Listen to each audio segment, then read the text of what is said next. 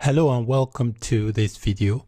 In this video, I'll be setting up Bootstrap. I'll be setting up Bootstrap using the Bootstrap from a content delivery network. I will also be setting up Bootstrap to use locally on my computer.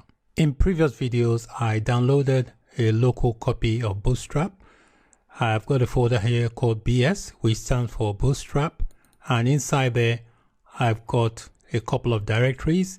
In the CSS directory, I've got the bootstrap.main file, and in the JavaScript directory, I've got the bootstrap.main.javascript file. I've also got the jquery.main and also popper.main. The jquery.main and popper.main do not come bundled with Bootstrap, so I've had to download them separately. However, they do work with Bootstrap. To begin, I'm going to be using Bootstrap via a content delivery network. So this is the official Bootstrap website. So I'm going to click on the Get Started button and then scroll right down to where it's got the starter template. Before you can use Bootstrap, you need a basic template. So Bootstrap here has kindly created a starter template. So I'm going to click to copy this starter template. I have opened up this BS folder inside my text editor. I am using the text editor called Visual Studio Code. So this is the root directory. So I'm going to create another folder here. Click new folder, and I'm just going to call this CDN. Inside this new directory I created called CDN, I'm going to create a new file. So I click new file, and I'm going to call it index.html. So I've created a new file called index.html, and I'm going to right click and paste the starter template. So this is the starter template from the Bootstrap website. So let's take a look at this starter template. So we have the Bootstrap CSS on line number 9, and then before the closing body tag, we have two options for JavaScript. The first option is the Bootstrap bundle that has popper, which is this one here on line number 19.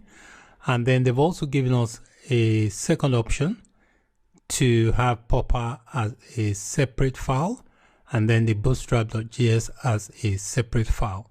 So this section is commented out, it's just that you can't use both. So you either use option 1, which is the bundled version with bootstrap.js and popper.js, or if you want the files to be separated, you can comment out option 1 and then use option 2, which has a separate popper file and a separate bootstrap.js file.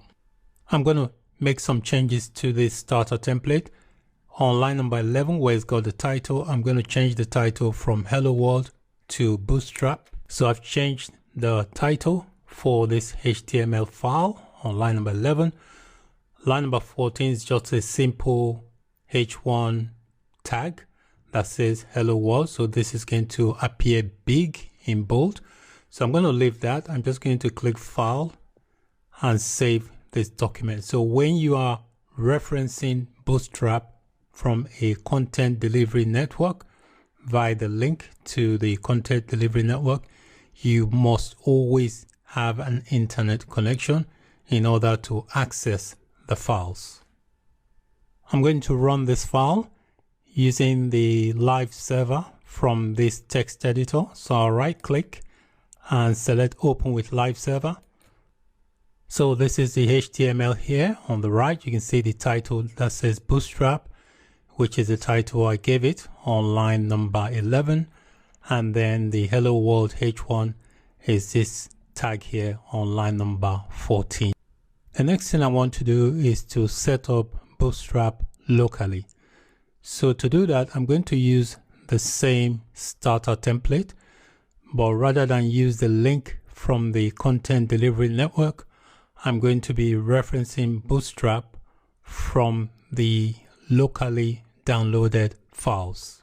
So to do that, I'm going to close this HTML document. I'm going to create another index.html file, but this time I'm going to create it in the root of the project file. So I've got the project file selected. So I'll click new file and I'll call this index.html. So this is the setup for the local Bootstrap. So in this starter template on line number 9 here, I am referencing Bootstrap CSS locally, and it's located in this file here called CSS, and this is the file bootstrap.main. So that is the path I have specified. And then in the JavaScript section, I'm referencing each of the JavaScript files separately.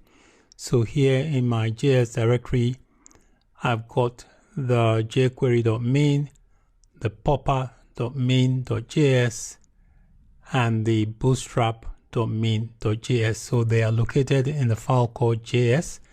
Hence, this source attribute is basically referencing the location, which is the JS directory, and then the name of the file. So I've now set up Bootstrap locally. So if I decide I don't want to work with the Bootstrap version via the content delivery network, I can decide to develop my project locally without internet access if I wish to do so.